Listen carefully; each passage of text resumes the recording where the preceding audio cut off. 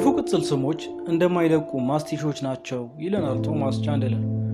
አንዳንድ ሰዎች ከፈቀድክላቸው በአንተ ላይ ተረማምደው የመሄድ ባህሪ ያላቸው፣ ከራሳቸው ጥቅም አንጻር የሚቀርቡ፣ የአንተ መውደቅ ለእነሱ መነሳት የሚጠቅም የሚመስላቸውና ለመብሰል ብዙ የሚቀራቸው ሰዎች በአካባቢያችን አይጠፉም።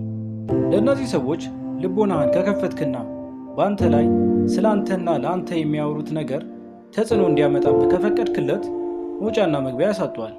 በምትኩ አንተ ያልፈቀድክለት ስም በአንተ ላይ ምንም ተጽዕኖ እንደማይኖረው በማመን ሰዎች ያሰመሩብን መስመር አልፈ ለመሄድ መነሳት አለብን።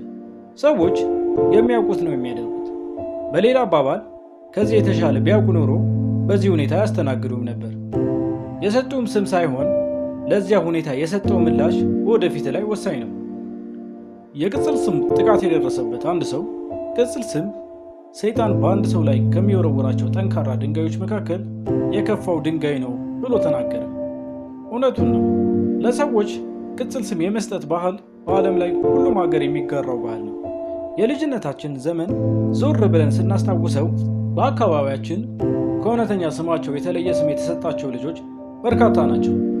የሚያስገርመው ግን አብዛኞቹ ቅጽል ስሞች ጥሩ ስሜት የሚሰጡ ሳይሆኑ ሰውን የሚያንቋሽሹ ናቸው። ሰዎች የሚሰጡ ስም ሊጎዳ የሚችለው ልቦናህን ስትሰጠውና የመጎዳት ዝንባሌ ሲኖር ብቻ ነው።